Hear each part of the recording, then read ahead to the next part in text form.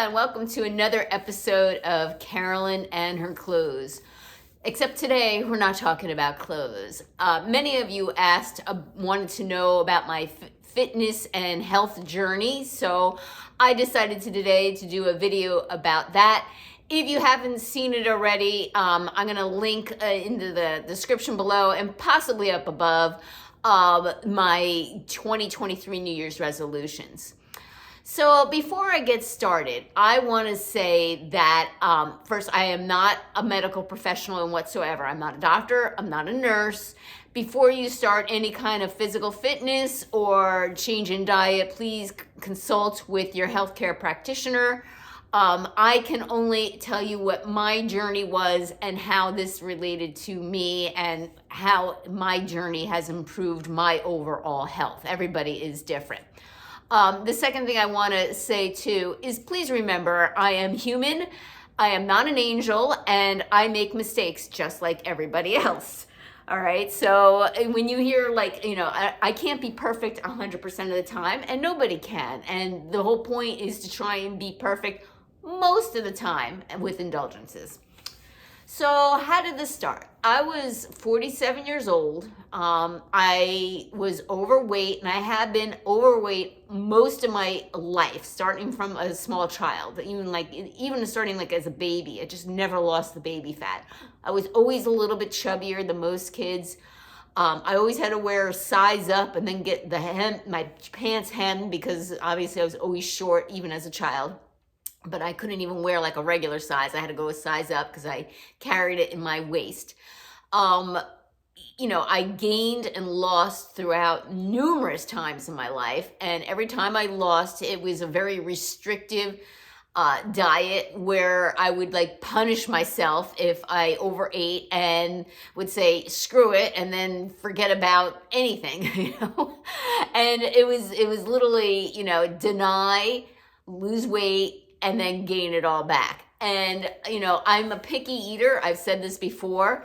Part of my problem is I don't like much in the way of healthy food. Most of the food I like is a bunch of garbage. So, when you start restricting yourself to only healthy things, you end up restricting your calories to an extreme. And that's what I used to do. So, I was now 47, I was overweight, and it started, when I looked in the mirror, I looked heavy, and I looked older. And I had always, even despite my weight, had always had a younger looking face, and the size and my height always made me look younger. At 47, I looked in the mirror, and I no longer looked younger. I looked definitely 47 and possibly older. So I knew I had to do something, and I was chit-chatting with a coworker who was in Chicago. I'm in New Jersey, and she mentioned that she was going to a gym called Orange Theory Fitness. Now, I had never heard of such a thing. I've been to many gyms in my time. I've tried a little bit of personal training. I've tried doing it on my own. My company had a gym right in its facilities. I tried doing that. I just never went. I never stuck to it. And when I did go, I just kind of blah, blah, blah, blah, blah, didn't do anything. I'm right down the street from a YMCA, tried that, didn't regularly go, kind of just bumbled around the weight room, didn't do much. When I was younger, I used to go to a gym and I used to go regularly, but still I wasn't I just kind of bumbled around, just kind of pushed around weights. Didn't really know what I was doing, didn't really push myself. And I decided, all right, well, she's about my age. She's doing Orange Theory. Let me give it a try. I got to do something. So I tried Orange Theory at 47, not having exercised in God knows how many years. And even when I did exercise, it was never any kind of exercising. And I almost died. It is an intense workout. And I was just walking on the treadmill and I could barely walk. And you're like, oh, come on, Carolyn, you could barely walk. Well, they just don't walk. It's power walking. So you're using inclines, you're using speed, and I was struggling with it. So even though it was walking, it was intense walking. So I could barely do that. And the floor exercises, forget about it. But they asked me, of course, they tried to get me to sign up afterwards. And I decided to choose a 10-pack class to see if I would stick with it. And I did. And I think I ended up subsequently buying several 10-pack classes. And I was going just on weekends because at that point in my life, I had a daughter. She was busy with, activities. I was working a full-time job.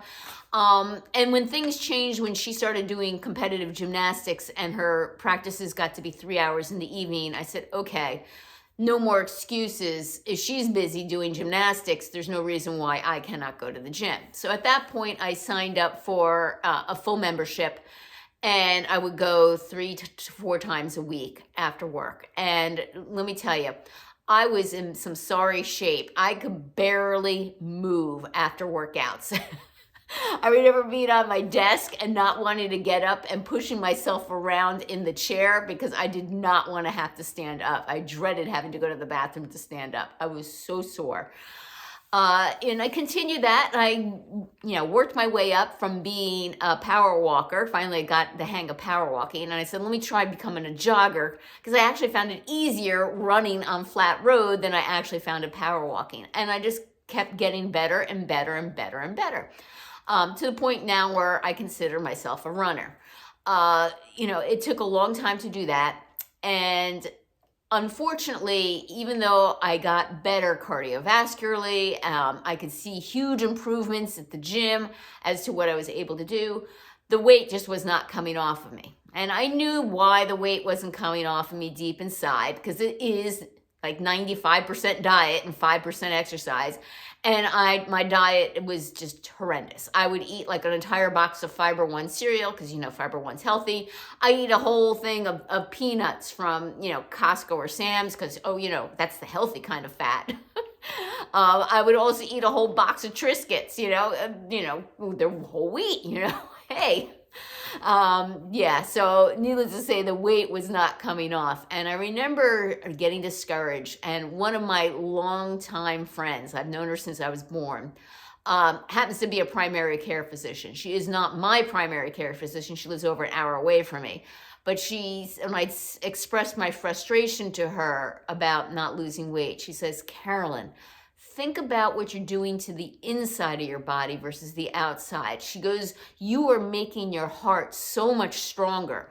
And if something were to happen as a heart attack, you have a greater chance of survival because your heart is that much stronger. So that gave me some sort of solace in this. I'm like, all right, well, thank you. I appreciate that. So I kind of felt, okay, I'm not killing myself in vain. Every year at our gym, they would have a transformation challenge. Every year, I would, again, go back to those bad habits of denying myself food and losing a dramatic amount of weight in a short amount of time, and then going right back and gaining it back as soon as the transformation challenge is over. It'd be over in March, the transformation challenge, and by June, I'd be back to the weight I was prior to it. So, it was kind of defeated the purpose. And I think on the third transformation challenge, they brought in a nutritionist from the outside. And I knew several people from the gym who swore by the nutritionist and said that they highly recommended this nutritionist. So I said, all right. So I listened to the nutritionist and I learned a couple things. A couple things I learned is you cannot change fat into muscle.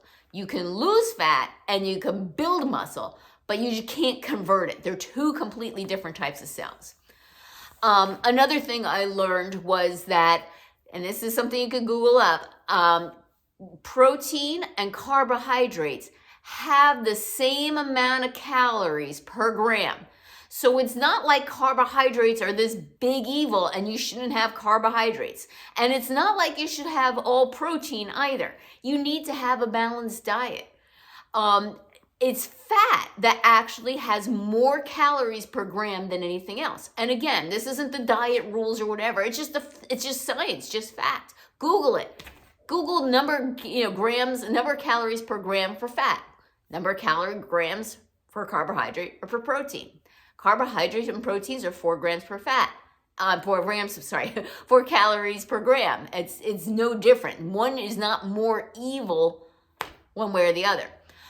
The only way to lose weight is in a calorie deficit. Some people swear by that intermittent fasting. Well, the reason why intermittent fasting works is because you're not feeding your face all the time, and thus you're reducing your number of calories. So I wouldn't say intermittent fasting is bad, but it's not the intermittent fasting that is causing it. It's the calorie reduction that you're doing while doing the intermittent fasting is what's causing the weight loss.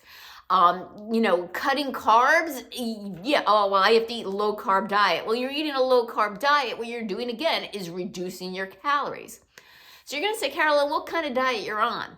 Well, I would say I'm on a balanced diet. About 1/3 of all my calories come from carbohydrates, protein, and fat, approximately, all right? Again, keep in mind, I'm not eating the same amount of fat. I'm eating the same amount of calories, so you have to actually do the mathematical formula. All right, so I worked with the nutritionist, all right, I think back in 2018, and the weight came off. I started probably around 150 pounds, and I continued to work out at the gym. I continued to lift weights, continued to try and build that muscle. As I was doing this and as I was losing weight, I was obviously able to run faster, lift more, because I wasn't carrying all that weight. I went down from about 150 pounds, probably to a low of like 111, 112. And then I did gain some back. I'm currently at 120. I want to get down maybe a couple pounds more, but not much. And I'm not really concerned about my weight so much. I'm concerned about how I look and feel and in my clothing size, because I definitely do not want to change sizes in my clothing. So from 2018 until now, I more or less maintained my weight, except for that pandemic where I did put on some weight and I have since lost it. So again, I'm no angel. I make mistakes, and I got a little off track during the pandemic. And now again, I have been back on track probably since the last year, and the weight has come off. Again, still not perfect, and I have bad days, I have bad weeks, but for the most part, I am back on track. All right, let's see. My friend Shannon from Shannon's Style, I actually encouraged her to join, through my YouTube videos, join Orange Theory. So now she is an addict of Orange Theory Fitness. And you're going to say to me, how much is it? Why is it so great? Well, first place, Orange Theory is expensive. I think new members pay close to $180 a month. I'm grandfathered in at like around $150 a month. It is an intense, hard workout. And you're like, well, why do I want to spend that? My gym is only $20 a month. Well, one, are you going to your gym? And two, are you putting in the level of effort in that you think you should be putting in? I can tell you that Orange Theory, it just works. It works. We could not wait. Our gyms were closed from March of 2020 through September 2020, and we could not wait to get back, because there is nothing that pushes you like this gym. You have a coach directing you. You have your name and your calories burned up on a board so people can see how hard you're working. You have people that you're basically competing with next to you on the treadmill if you're a competitive person. So for me, Orange Theory changed my life. Why did it change my life? Because it forces me to go to the gym. First, it's an expensive gym. Two, you have to pre-book your classes because they do get filled up. And you have a coach who knows what you're capable of, will push you to what he or she thinks you're capable of doing. You have your teammates that are your group people that you work out with that also cheer you on at times. So it's just an atmosphere that I've never experienced like any other. So I asked my friend Shannon, like, people are interested, because I did do another video about this about a year ago. So some of the questions that she asked me, she says, how do I stay motivated if I reached my goal, which I did, because I do not want to lose any more, weight per se, because I want to stay the same size. Now, then what? Like, how do you stay motivated? All right, so I am at the size I want to be. I would like to shift around my weight, build a little bit more muscle, and lose some body fat. But you know, it is what it is. I mean, if I can't do it, I can't do it. I'm now postmenopausal. But for me, how do I stay motivated? Well, I need in the gym to get back to my 2019 speeds. I feel that I ended up I'm not at where I was a few years ago, and I'm disappointed. Yes, I'm older, but I think I can get back there. We have 3 different speeds at our gym, what we call our base, our push, and our all out. And I'm almost at my base, but I do have a lot more to go for my push and all out to get back to those levels. How do I stay motivated? Well, first, I have accountability. That's another thing. I have my people that I go to the gym with. They're used to seeing me. When there have been days that I haven't been there for whatever reason, like back in April, I did hurt my back and I was out for 6-7 weeks. I had other members reaching out to me, Carolyn, where are you? We miss you. We hope you get better, you get back. So, I mean, I have accountability with them. I have the accountability with my coaches who know what I'm capable of. I have accountability with my nutritionist, so I can't let these people down. So that's part of it. You know, when you have accountability to someone, it's really hard because you don't want to disappoint them. You always want to do your best, okay? Because you don't want to disappoint them. So that accountability helps a lot. Motivation, getting back to my speed. They really push you at the gym. They can say, you know, can you add a little bit more? Maybe just a 0.1 or 0.2. Can you try to see if you can lift a heavier weight? You know, even if you only get 1 rep out, go for the next one up. You could be surprised to see how much you can lift. So they really work to make you your best possible self. And that helps me to stay motivated. The other question that she had asked me, because she goes, well, how has it improved your daily life? Well, despite, you know, being able to run faster, having more stamina, I don't talk about this much, but I have rheumatoid arthritis, and it's pretty awful. Believe it or not, exercise helps me. It keeps me moving. When I wake up in the morning, I am very arthritic, all right? I sometimes wonder, how the heck am I going to run on that treadmill? But however, once I get there and once I start moving, I start loosening up, and it just works out that way. I don't know why, but it just works out that way. But like if I sit still, I mean, I literally just like, you know, my hands literally like are like this. I get foot cramps, my toes curl up. It's just terrible.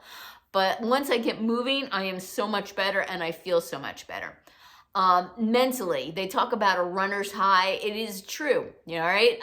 You don't stress out about little things so much. You're much more relaxed and much more able to tolerate any things that life throws your way a lot easier and don't get stressed out so much. I can't even explain that to you. It's not like something automatic and like, ooh, yeah, I feel great. Great. It's just something after you've been doing it for a while, it kind of calms your whole being. It's not like you get too stressed out about things anymore. So I highly recommend it if you have any kind of anxiety, if things stress you out, you get upset about things. Exercise is fantastic for that. And Orange Theory, because it's just such a high intensity workout, you get so exhausted after it, there's nothing left to nothing left into you. You get stressed out. You're like, okay, whatever. You're like, let me just relax. Another question my friend asked me is, how do I find the time to do this? Well, you know, this is for my health. This is for my physical health and my mental health. So I find the time and I prioritize it. I work an 8-hour job. I'm expected to be on the computer by 8 in the morning. I'm on until 5 o'clock at night. At the end of the day, I'm exhausted. So I find the time at 5 in the morning. I go to the first class in the morning. I come home, I shower, I eat my breakfast, and I get on the computer and I sit in front of the computer for the next, 8 or 9 hours.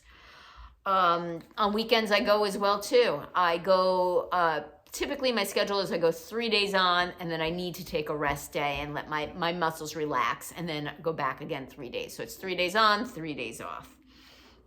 So next question is probably the toughest one she asked me. She goes, how do I deal with dismissive people?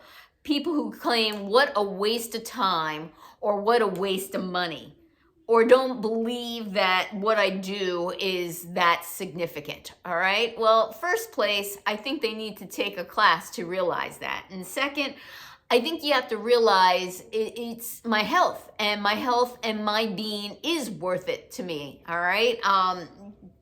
I had a friend recently who called me up or texted me and says she's very disgusted. She's not happy with how she looks and feels, that she's gained weight. So if you were to ask me that, what do you think I would answer back? I'd say, come to one of my gym classes and see my nutritionist. I mean, it's worked wonders for me.